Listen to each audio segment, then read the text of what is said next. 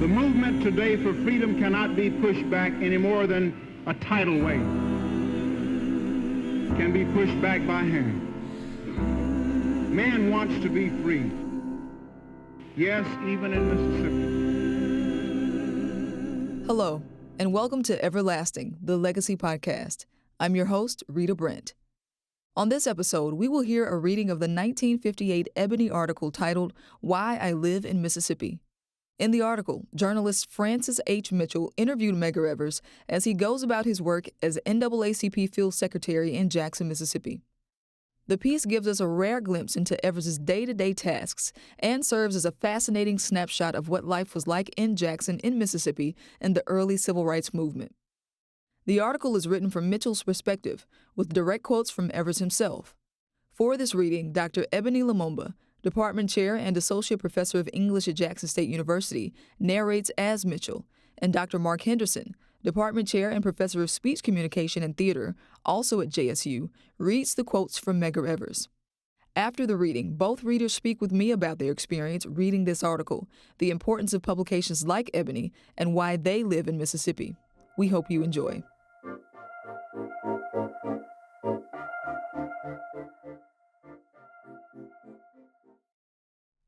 Why I Live in Mississippi, as told to Francis H. Mitchell, Ebony Magazine. November 1958. The white boy stood by the highway on the outskirts of Jackson, thumb uplifted in the traditional plea of the hitchhiker. Look at him, the Negro said, unconsciously bearing down on the accelerator. He's free. They taught him that he owns the world. That's what I want for my kids. Freedom. Right here in Mississippi. And as long as God gives me strength to work and try to make things real for my children, I'm going to work for it. Even if it means making the ultimate sacrifice. The kid by the highway was a cipher, a nobody in the broad scheme of things. The Negro in the Oldsmobile was Medgar Evers, Field Secretary of the Mississippi Conference of NAACP branches, a man who swears he loves the land that produced a Bilbo and exterminated an Emmett Till. Says Evers, this is home. Mississippi is a part of the United States, and whether the whites like it or not, I don't plan to live here as a parasite. The things that I don't like, I will try to change. And in the long run, I hope to make a positive contribution to the overall productivity of the South. Evers had not always planned to be a productive member of Mississippi society. In fact, during the Army days, he read extensively of Jomo Kenyatta's Mau Mau reign of terror in Africa and dreamed of arming his own band of black shirts and extracting an eye for an eye from whites who mistreated their black brothers. I admired the man, he admitted. He was intelligent, and he didn't believe in compromise. And while I never cared for brutality, I realized that just as the Africans followed Kenyatta, Negroes might have to successfully follow someone like him. Didn't take much reading of the Bible, though, to convince me that two wrongs would not make the situation any different, and that I couldn't hate the white man and at the same time hope to convert him. Like many a Mississippi Negro, Evers has known for some time where he stood in the social and economic scale. As a kid in Decatur, Mississippi, my parents were poor, but not destitute. He had grown up with a white playmate. A kid next door who practically lived at my house. And who introduced him to the world of color. In the long, hot summers, Evers recalled, we would do all the things that kids do, play hide and seek, talk about our big plans for growing up, swap the little personal treasure that boys grow friendly over, and argue over his double-barrel stopper gun. Then one day, my friend stopped coming by. And in a little while, he began to get nasty. Finally, out in the street with a group of his friends, he called me nigger. The split had come. The lines were drawn, black on one side and white on the other. I guess at that moment I realized my status in Mississippi. I've lived with it ever since. Living with it has not always meant working with the NAACP. Until he was 21, Evers had never heard of the National Association for the Advancement of Colored People. Returning from European service with the Port Battalion and with a little Kenyatta still in his blood, Evers talked 5 friends into going with him to register and vote at the little county courthouse in his hometown of Decatur, Mississippi. It was 1946, and though he had not finished high school, he had seen part of the world. Normandy, 26 days after D-Day, Le Havre, Liege, Antwerp, Cherbourg, and coming back to Mississippi, he had made up his mind. He had not finished high school, but he would vote. He was a black man, but he would vote. So in this steamy little sawmill town, where there were 900 white voters and no Negroes even registered, he went with his brother, Charles, and 4 others to register at the clerk's office. I never found out until later, he said, that they visited my parents nightly after that. First, it was the whites and then their Negro message bearers. And the word was always the same. Tell your sons to take their names off the books. Don't show up at that courthouse voting day. Then the night before the election, Bilbo came to town and harangued the crowd in the square. The best way to keep a nigger from the polls on election day, he told them, is to visit him the night before. And they visited us. My brother came from Alcorn College to vote that next day. I laid off from work. The 6 of us gathered at my house and we walked to the polls. I'll never forget it. Not a Negro was on the streets. And when we got to the courthouse, the clerk said he wanted to talk with us. When we got into his office, some 15 or 20 armed white men surged in behind us. Men I had grown up with, had played with. We split up and went home. Around town, Negroes said we had been whipped, beaten up, and run out of town. Well, in a way, we were whipped, I guess, but I made up my mind then that it would not be like that again. At least not for me. 6 years later, out of Alcorn College, where he was a track star, first-string halfback for 4 years, president of his junior class, vice president of the Student Forum, and editor of the Alcorn Herald, Evers was still no closer to making things right than he had been with his dream of an American Mau Mau band, roaming the Delta in search of blood. In his senior year, he married Merle Beasley, a promising 18-year-old music student. In 1952, he began working with the Magnolia Mutual Life Insurance Company, and a subtle change in his thinking took place. You know, he confided, any man with an ounce of pride who works in the Delta soon wants to do something. You discover that the education the Negro gets is designed to keep him subservient. The poor black man is exploited by whites and by educated Negroes, too. Out of this conviction, he voluntarily reorganized a dead NAACP branch in Mound Bayou and set up a branch in Cleveland, Mississippi, which eventually grew to 500 members. He haunted the organization's state meetings and himself held old-fashioned sessions at the Cleveland branch. Trying, he said, to arouse Negroes to their responsibilities and urging them to register and vote. His first child was born, and he named him Darrell Kenyatta Evers. In early February 1954, Evers applied for admission to the University of Mississippi Law School. A number of white people complimented me on the move, and there were no reprisals. While his application was pending, the Supreme Court ruled on public education, and the White Citizens Council sprang up.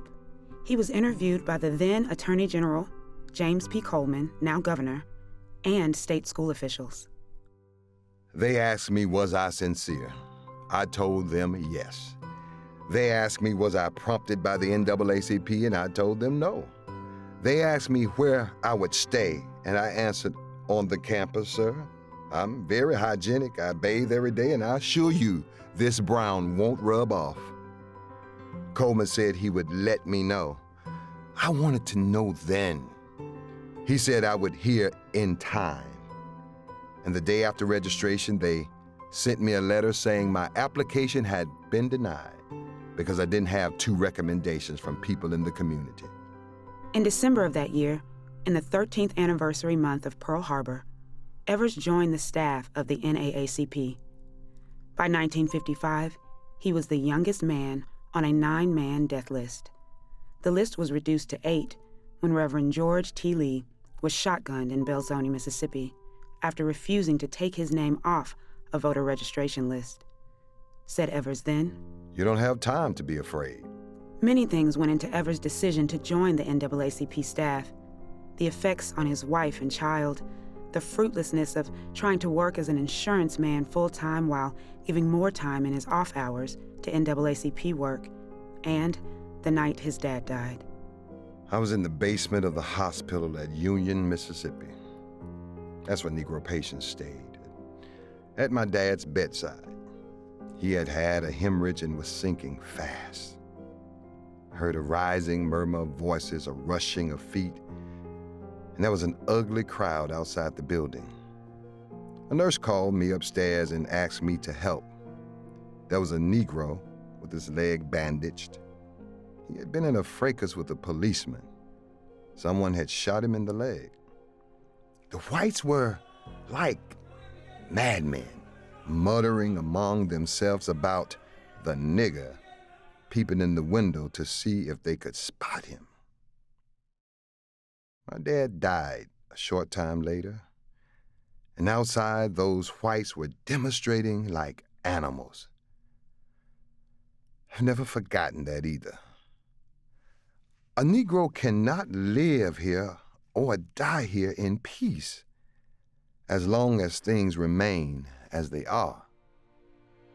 Since 1954, the tall, 5'11" stockily built Mississippian has roamed his state cajoling the frightened, counseling the troubled, smiling and shaking hands with some Negroes who viewed him as a messiah for their troubled times, and with others who see him as a caged leper who would infect them with the same disease that makes him the object of the white man's hatred. In Laurel, he smiles with satisfaction at the youth chorus, whose members were forced to quit their high school choirs because their spare time singing was for the NAACP. And in Jackson, where hundreds of Negro teachers draw good salaries, he curses his inability to attract more of them to the NAACP. At the same moment, he bitterly assails their situation as an example of the lethargy which afflicts Negroes who cherish their good relations with the white man more than they do their own freedom.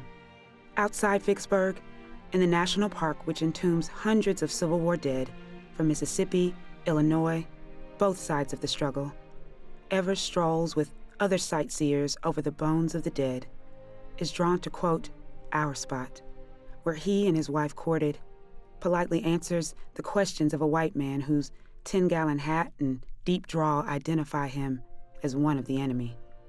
You know, he said later, it may sound funny, but I love the South. I don't choose to live anywhere else. There's land here where a man can raise cattle, and I'm going to do that someday. There are lakes where a man can sink a hook and fight the bass. He has a 4-pounder mounted on his wall. There's room here for my children to play and grow and become good citizens, if the white man will let them. By let them, Evers does not mean a condition made possible by the white man's will alone. Like the horseflies that buzz violently into his car as he roars down his road to destiny, he means to string the whites into making Mississippi right. At the moment, he explains, we don't have any suits pending, but we are doing our best to embarrass the whites to death. For a long time, they literally got away with murder. Now, when a Negro is mistreated, we try to tell the world about it. For Mississippi's chief NAACP man, this means long hours on the road. His olds logged 78,000 miles in the past 2 years, chasing down stories of brutality and civil rights abuses, and long sessions in the office examining and weighing valid and invalid complaints. At home and at the office, Evers is constantly on call. Sometimes answers the phone to receive a threat. Meet us out by the old car junkyard. We want to have a talk with you.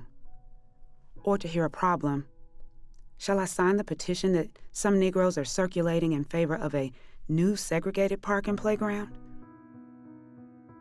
To the youngsters, Evers, at 32, is still young enough to be a companion.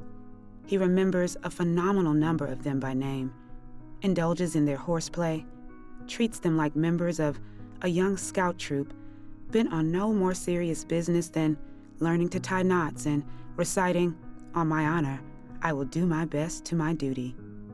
Their business, however, is inherently more serious. For out of the youth organization's ranks are coming, and must continue to come, he says, the leaders in the future fight. The youth, he declares, have a definite responsibility to help, because much of what we are struggling for now will benefit them directly 10 years from now, will open up opportunities that were not open when I came along. In some areas, he readily admits there are weaknesses in the youth program, but in others, where leadership among the adults has given them the right guidance and stimulation, he says, the young people are responding beautifully.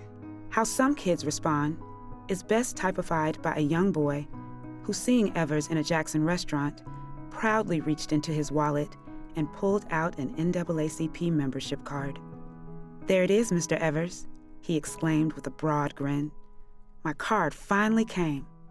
"Oh, shucks," countered another youngster, lounging on a stool at the counter. "That's nothing. I've been an NAACP member for a long time." That's what I mean about this race business, Evers confessed when he had left the restaurant. At their ages, most white boys don't have to be concerned with anything more serious than where to play tomorrow or some childhood foolishness like the secret signs and passwords of their television heroes. But a Negro kid? Well... And his voice trailed off as he crossed the street to his office. In March, Evers put his personal philosophy to the acid test and proved to himself that he was no longer the firebrand who was once willing to do violence. Boarding a Trailways bus in Meridian, Mississippi, he took a seat near the front and refused to move at the demand of the driver. After a 20-minute conference between the driver and officers, he was removed and taken to the police station for questioning. Returning to the bus, he took a front seat and the bus pulled away. 4 blocks from the station, a cabbie flagged the bus to a halt, rushed in, and slugged Evers in the face before being ordered outside. Says Evers of his refusal to fight back. You can't let your emotions run away with you. If I had retaliated, it would have helped defeat the cause for which I am struggling. Violence certainly is not the way. Returning physical harm for physical harm will not solve the problem. And one of our strongest appeals to the conscience of Southern whites is that the NAACP has never been linked to violence. Not even the Southern bigot has much ground to stand on when he tries to rabble-rouse about our winning court decisions. But give him a little Negro violence to point to, and he will have a good selling point for stirring up race hatred. While the bus incident was just a ripple on the tide of anti-Negro incidents in the state, it convinced many of the uncommitted that Evers was lacking neither in personal bravery nor good judgment. His principal people are the little men who, hired by whites at daily labor tasks, have more to lose than their professional brethren who have irked him by shunning the fight. With a tinge of bitterness, he declares, As much good as the NAACP has done to make opportunities greater for teachers who once made $20 a month and are making up to $5,000 a year now, we don't get their cooperation. The professionals are the same way. Only in isolated cases do they go all out to help us. Some ministers are in almost the same category, in that class of people who won't be hurt by belonging to the organization, but who won't give us 50 cents for fear of losing face with the white man. Our biggest support is with the rank and file of people, and their ranks are growing all the time. Because whites are interested in the NAACP's numbers in Mississippi, Evers will not give any figures, but he does admit. One of our chapters has more than 400 members, and we have more than 20 chapters in the state. Increasing the organization's ranks is a job he tackles in a manner which is frequently embarrassing to non-voters and non-NAACP members. On introduction, Evers may make small talk, but before long, he inevitably swings into question and answer. Are you a registered voter, sir? Would you mind saying why you haven't registered? Do you feel you should take advantage of the ballot in areas where there's no voting difficulty? Given no answers, Evers will patiently explain the power of the vote. Then, switching his theme, he will ask bluntly, Are you an NAACP member? Familiar with the work of the organization? Like to know more about it? His personal contact is a sometimes slow process, but it gets results. In the relative quiet of his home, as quiet as Daryl Kenyatta 5 and Rena Denise 4 will let it be, Evers thinks most times about his problems, then abruptly focuses his attention on fishing. He tries to work a 6-day week, keeping Saturdays free for fly and flat casting on lakes near Jackson. On the banks or in a boat. He says philosophically. You can forget everything except the fish. You concentrate on the fish being there and you can shed your worries until you start home again. Leaving the woods and driving past the site of a new lake outside Jackson, he stopped the car and bounded out to tramp along the muddy rim and calculate the depth of the still unfinished project. I'll sure be able to sink a hook deep there, he bragged. Yeah, answered his neighbor and fishing partner for the day. But you know that's the white part of the lake. Evers thought for a minute, then slothed through the red clay back toward the car. His brow furrowed in concentration for a moment, and he was the NAACP man again. I don't have any bitterness toward the white man, he said, as if to convince himself of the truth of it. There are some of his ways that I don't care for, and as long as God gives me strength to work and change them, I'm going to do it. On the wall of his living room hangs a plaque that seems to sum up his relationship with this God and the white man at the same moment.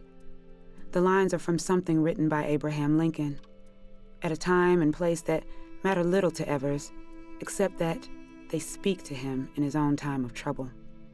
They read, I have been driven many times to my knees by the overwhelming conviction that I had nowhere else to go. My own wisdom, and that of all about me, seemed insufficient for that day. This same overwhelming conviction, which sent Lincoln to his knees, has sometimes sent Evers to his Bible, his prayer, his God, and his knees, and has brought him back each time with renewed vigor to the battle he knows he was made for. I'll be damned, he says viciously, and in a rare burst of profanity. if I'm going to let the white man lick me. There's something out here that I've got to do for my kids, and I'm not going to stop until I've done it.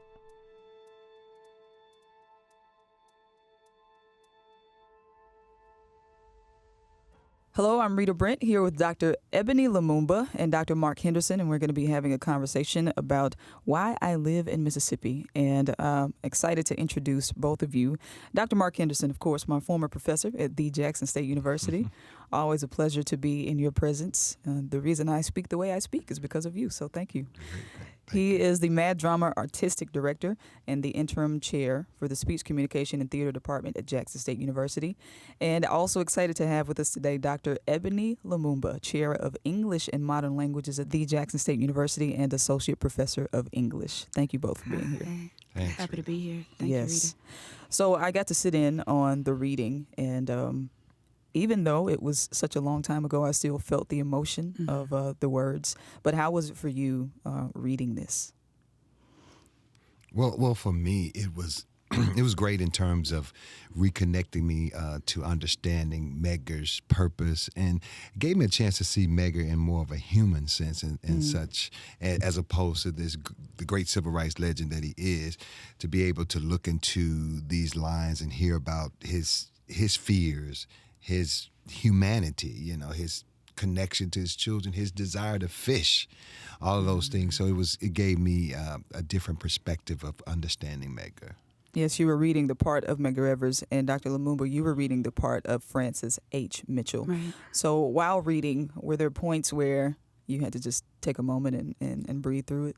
Well, there were points throughout that were startling and stunning to me because they resonated so much. This is a piece from 1958 titled Why I Live in Mississippi. And I think as Mississippians, we get asked that question all the time, right, in 2025. And so really coming to points in this piece that felt like a response that I might give today or something that I felt today, those were the moments where I did have to pause and wonder about sort of the lack of a time warp that you experience reading something so many decades ago, but there are still really pressing and current experiences of folks who are alive now, who are living this existence now. And I think it just speaks to the power of the written word to be able to go back and reference this. But what are your thoughts on the importance of magazines like Ebony and Jet? I remember buying the Jet magazines and looking at the Jet Beauty of the Week, but just every portion of the magazine, even though it was small, I felt seen while I was looking, going through those magazines. But what do you think is the importance of those? That was the representation we had, right? So it was always on the coffee table.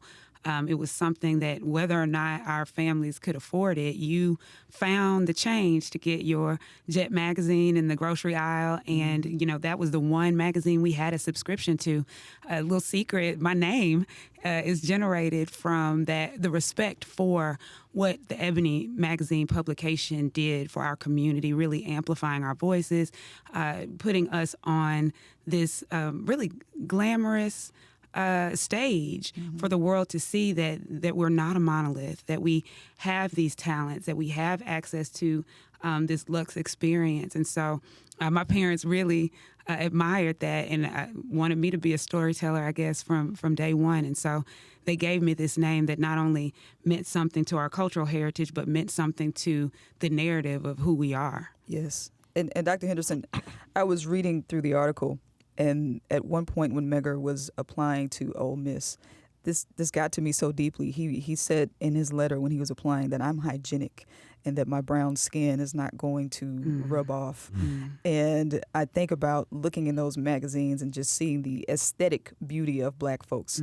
Like, what did that mean to you when you're looking inside Ebony and you see Black success and we're defying the narratives of how people were trying to paint us?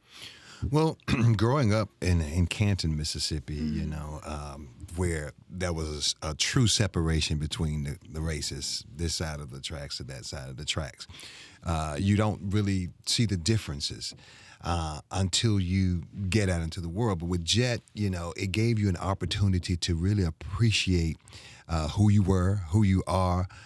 I recall always going to the music session, the top songs for the week. Yes. But I wrote a piece called Black Like Me once. I wrote it about a young Black girl who realized she had this dark skin and how she was made to feel less than adequate because she had this dark skin. But when I look back at looking at Jet magazine, Ebony magazines, you began to see all these different shades. You get to see so much, and you can appreciate who you are, and you make no apologies for who you are. And Jet became really popular, like the 70s. It was just so popular to be Black. I'm Black and I'm proud. So when you got to see, one page, you would see this Jet beauty who was just one shade, then you'll go over to another section and you'll see somebody darker than 100 Midnights, but still was very celebrated and very appreciated. And you found yourself somewhere in there, and it made you feel like, you know, I matter. Yeah. I had always been impressed by Medgar's resistance. You know, he said things like, I love this land of Mississippi, and the things that I don't like, I will try to change. He was really, really committed to that. And one of his quotes was that any man who works in the Delta wants to do something eventually. So just curious, you guys are both professors at a historically Black college or university. Michelle Obama said that during the election, do something, do something. What are you guys doing, and what do you want to do that you have not yet? Oh, wow. That's a big question, Rita. What we are doing, I actually just left campus speaking to our creative writing camp. It's a bunch of high school students who aspire to be writers and storytellers. We bring them on campus for a week. Kiese Layman brought that camp to Jackson State. Wow. And named it for his grandmother. And one of the things that I told them is that they all are storytellers. They all have a narrative, and they all have a responsibility, right, to catapult us forward with their stories. Tony Cade Bombara says stories are important. They matter because they keep us alive. And so what I find myself doing is not only writing and telling my own story and teaching the next generation how to develop their voices, but being very intentional about building my career at an historically black college and university. I taught at Tougaloo for 7 years, and I've been at Jackson State for almost 6, and that's with intention. There are a number of places we could be, Mark and I, all over the globe with our credentials and our background experiences. However, it is a deliberate choice to gift whatever I have, my talents. They are not ours alone, right? They are for our people, to this space, a space that grew me. I'm a graduate of Spelman College. HBCUs have held me my entire life. And so it is not, it's not out of pity and it's not out of lack, but it is out of responsibility to my people and my community to pour into these spaces what's been poured into me. That's good. Yeah. I concur. And I say this not as a braggadocious kind of statement. I have a shirt that I made that says, because I have about 5 degrees. Talk your stuff, Mark. I said, my shirt says, I have a degree from Michigan State. I have a degree from Texas A&M. I have a degree from University of Southern Mississippi, but I got my education at Jackson State University because it really opened up so many doors for me. And my teachers were more than just teachers for me. My teachers were just change agents in my life.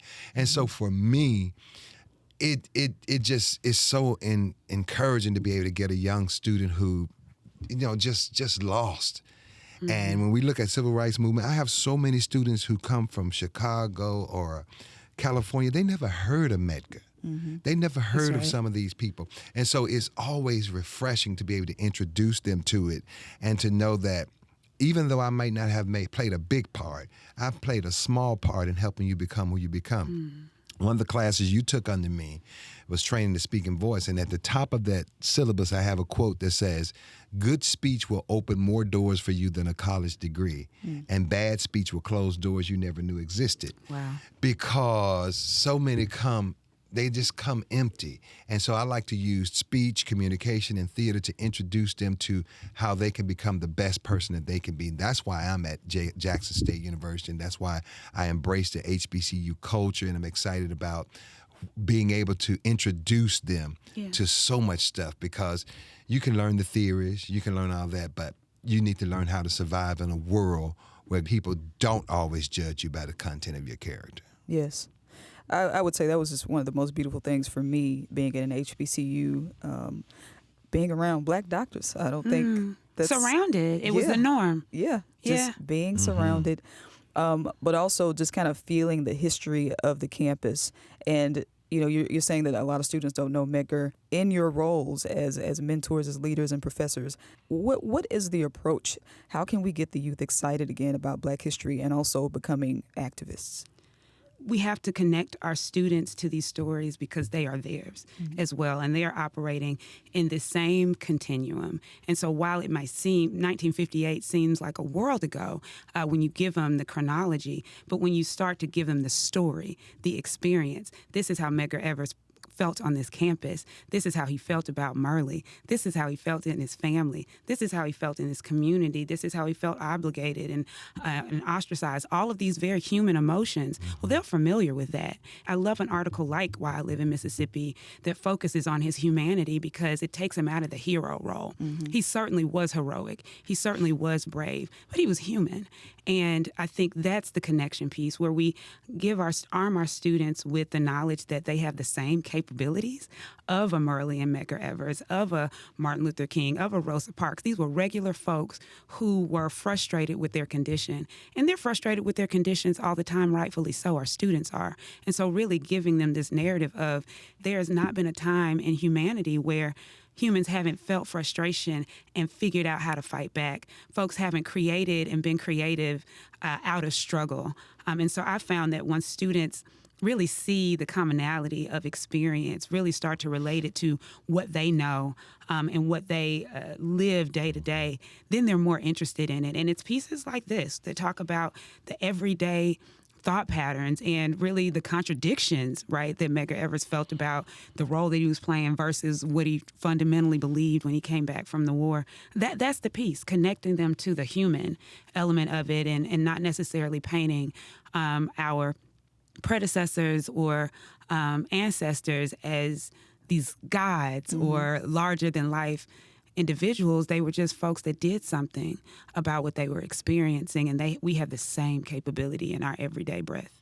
Those are excellent points. And Dr. Henderson, I would love for you to speak to pushing back on this idea that you are too young to do something, or, because Medgar was young and he was dealing with some heavy things, trying to bring everyone together, for the purpose of voting and fighting racism. I mean, it wasn't glamorous for a young person. But can you speak to this idea? Because when I see Mad Drama performing, these kids have a voice, and I can see the progression sometimes within a 6-month span of, the way that they deliver and the way that they perform. So how are you guiding them that you're not too young, to start having a purpose now? It's interesting that you say that, because that's exactly a point I was thinking about when I was reading the article. Medgar's in college. Yeah. And he's concerned about getting to the voting poll. You have no room to wait. I try to, in theater we use a method called the if method acting. And I have them, we cannot take a piece and not sit down and talk about it. I had a student, and we were reading a script, and they said Fannie Lou Hamer. And I said, there's no shame in not knowing. The shame is in not growing. So it's okay, but now you know that's Fannie Lou Hamer. And so you have to understand these pieces. And because there were people who were much younger than you who made the ultimate sacrifice. And one of the things I say is, wherever you find yourself in life, you made an appointment to be there. So if whatever you do now at 18, 19, and 20 is going to affect what happens to you when you're 22 and 23 and much older. And so you're never too young to understand your contribution that's needed in order to change society. So I try to get them to understand that it's here and now, because we're only as successful as the people who come after us. That's powerful. It's just incidentally, there's not one freedom movement in the modern world that hasn't had young people at the forefront. Not one in any part of the globe, in any part of history. So I underscore that to my students all the time, that research any freedom movement you can think about in any part of the world, in any part of history. Young people. And young people were very likely leading it, not followers. They were leading it. They were organizing it and orchestrating Excitedly leading it. Yeah. Yeah, because they knew that they were making a difference, even if the benefits did not come that day or that year. They were keeping us alive. And how self-sacrificing they were. I'm working on a piece for another performance we have, and I just start looking at the story of Goodman and Schwerner. These guys were in New York. They had nothing to do with Mississippi. They had a comfortable life. But they said, I'm gonna get up and I'm gonna go down here, and they lost their lives. And they didn't have to. Yeah. Say that. So you just said that we don't have time to wait, and Medgar said that you don't have time to be afraid, and that struck me because for a long time, when I would perform, I would say, "Oh, I'm fearless. I'm getting up here and doing it," but that wasn't true. I was afraid, but I was feeling the fear, and I was doing it anyway. So this idea that you don't have time to be afraid, how do you guys fight through your fears to, get through the things that you're trying to do, these breakthroughs that we're trying to do, whether it is in education, whether it is in civil rights, what is your approach to things like backlash or maybe not getting the progress in the time frame that you wanted? How do you fight fear? So you have to conceptualize it, right? The concept of fear is not something that should be a boundary or a deterrent. It's a motivator. So if you are afraid of a dog that is barking and running after you, what do? Run. You run. Fear motivates us. So it's all about, what you are allowing your fear to motivate you to do. Your fear could completely paralyze you as well. And those are the people we yell at the movie screen, like, go, open the door, those sorts of things. But the fear is the catalyst.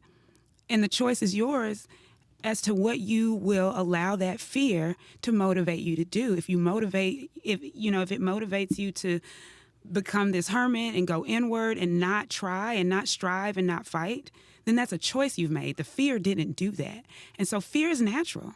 It's a natural human feeling and emotion. We feel it all the time, probably every single day. What do you do with your fear? And so for me, I no longer linger on, I'm afraid. The option is never to do nothing. The option is always to do something. And that should be motivated by what I want the outcome to be. Do I want to continue to hold this fear? Do I want it to continue to be this thing that lingers over me? Or do I want to move on? And there'll be more fears. Do I want to move on to a more sophisticated fear in order for that to motivate me to the next plane? Fear is natural. What are you going to do with it? And the option and the choice is always yours. You're going to do something with the fear. But is that going to produce something to pull you out of that moment of fear, or is it going to allow the fear to dominate you in that moment? Yeah, I mean, because can you imagine if Medgar had allowed his fear to paralyze him? Because they spoke about that before he rallied his friends to go to the polls to vote. Well, the KKK and the Citizens Council, they said, we're going to visit them the night before. And that's exactly what they did. They get to the polls and then, they ran them off. But that didn't stop him. He felt the fear and did it anyway. Yeah. I mean, that's what bullies do. They intimidate in hopes that it will paralyze you. That's the whole motivation. I see it, too, as this perfect universe balance, divine reciprocity. I just feel like you have to have one in order to appreciate the other. You don't know what it's like to be up unless you've been down. You don't know what happiness is like until you've been sad. You have to be able to have this comparison. And with fear, you don't know what it's like. I feel like you have an option, either fear or faith. Which one are you going to operate in?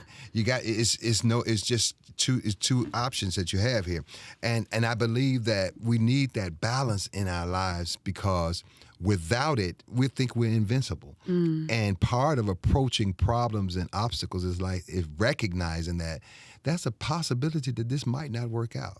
When we talk about fear, I approach it with divine kind of expectation, that I'm glad I'm not fearless, because I recognize that there's always something greater than me. Sure. And so I approach that with the angle that I'm going to either operate fear or I'm going to operate in faith.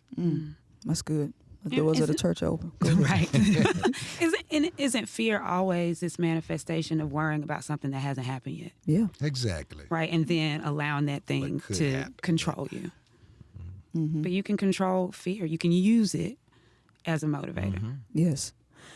Well, even in his, his fight, and he had this quote that I just thought was so powerful. And it's about living in Mississippi. It may sound funny, but I love the South. It still doesn't register to me how he was able to say that. Yeah.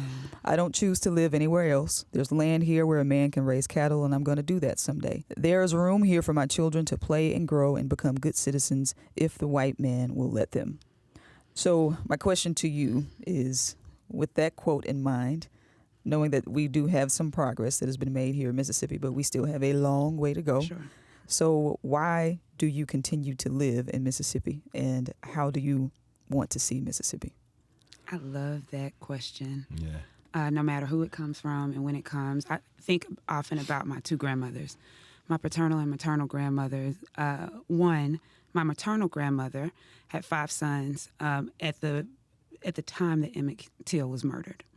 My paternal grandmother had 3. And my paternal grandmother decided to take her children to Chicago because she didn't want them to be subject to that sort of violence. They were terrified. My maternal grandmother decided to stay. And I often say that neither one made a wrong decision. They made the decision that they needed to for their families. But I tell my students and any mentee that is willing to be under my tutelage, everywhere you want to be is that way because someone stayed. And I often think about that when I think about Mississippi, how I love this place, how the land is so much more redeemable sometimes than the people. And it is unequivocally beautiful and restorative, and it actually demonstrates what we have the potential of being. And I want to be here. This land is blood-soaked with my ancestors' blood, and so that means this is where I need to be. You know, as African-descended people, we don't have the benefit or the privilege of knowing our exact ancestral roots, right? But we do know that we have roots here. We do know I can trace my family back for generations right here in Mississippi in about a 30-mile radius. And for me, there's some generational wealth in that, to know where you've come from and to feel connected to the land. And this land is what it is because my ancestors and other people's ancestors were here and decided to stay and decided to build and decided to fight and struggle. Now I can raise my children here. Now I can take on another struggle and fight for, for future generations and for posterity. And so Mississippi is the place I want to be because I had a grandmother who stayed.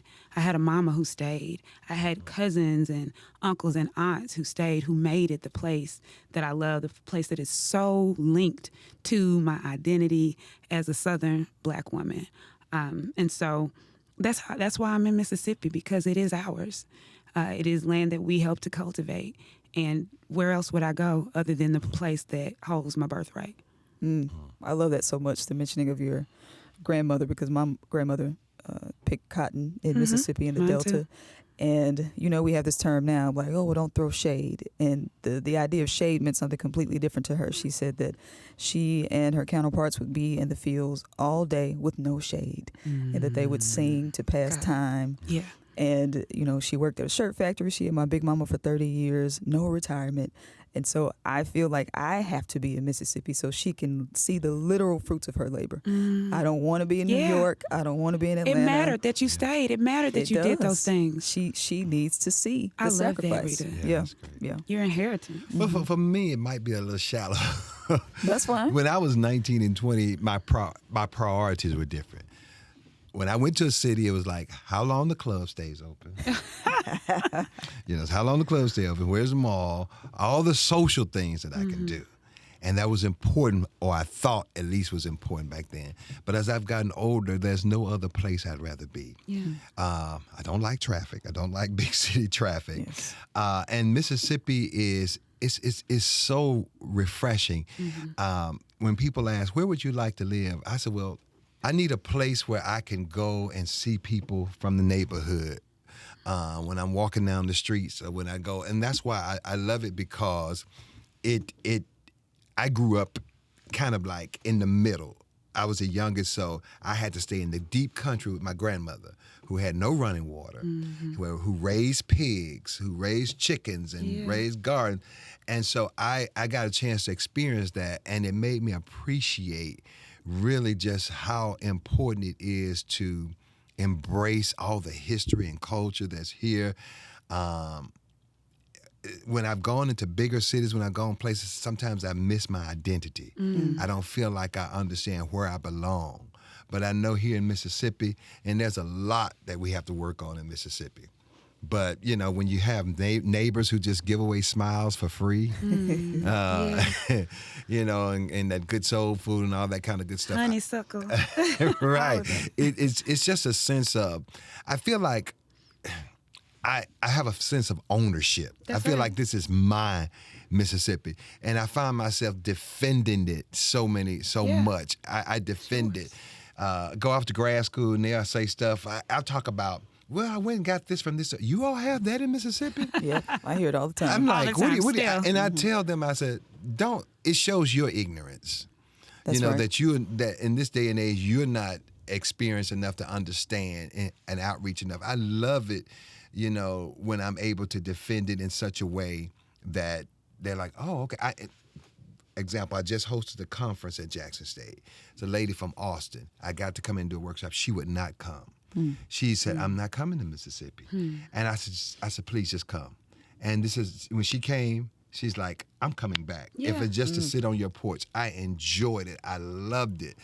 All the stereotypes that I had, it was just the best experience. And she was like, I go into this restaurant, and this white guy, held the door open for me, and he's like, I didn't expect that in Mississippi. Wow. So, you know, it's good. I like being that advocate of showing people how wrong they are. Now, do we have things to work on? Yes. And who doesn't have things Yes. to work on? I often describe, my literature background, Mississippi, as the picture of Dorian Gray. So literature students, if you remember reading that, it's just projecting everything unsavory, everything that you don't want, everything that you hate onto this picture in the story. But that Mississippi gets that. Mm-hmm. And when you take part in an activity like that, then you disavow the things that need work in your space. And it's just not a realistic depiction. There is something to work on in every global space, in every national space, in every Southern space. And so Mississippi, we have our sordid past, but it is part of what has propelled some of our most promising aspects of our future. And that's valuable to me. It's a beautiful state physically to be in, and there are beautiful people here. That's the most valuable thing about the state. So I think when you come to Mississippi, having been an outsider, and you realize that, I hope it brightens your lenses about where you're from and where you've been and the potential of that space. Yes, and even I think with the ugliness that Medgar experienced, he was able to see the beauty of what Mississippi could become. And I dare not say that we are doing what he would have wanted, which is be the change that we want to see. Yeah. I feel like I have an allegiance to him and his family to carry on his legacy and try to bring his vision to fruition. So thank you both for lending your voices and your hearts to this project. We are appreciative, Dr. Ebony Lumumba and Dr. Mark Henderson. Thank you both. Thank you. Thank you. It's an honor. Everlasting, the Legacy Podcast, is hosted by me, Rita Brent. Thanks to our guests, Dr. Ebony Lumumba and Dr. Mark Henderson, for lending their voices. This episode was produced and edited at Mississippi Public Broadcasting by Zeke Bandy, Java Chapman, Joseph Hall, and Sahana Maheshwaran. Sound design by Barry Caston. Our fact checker is Joyce Lawson, and our executive producer is Taiwo Gaynor. Thanks for listening. Keep doing the work.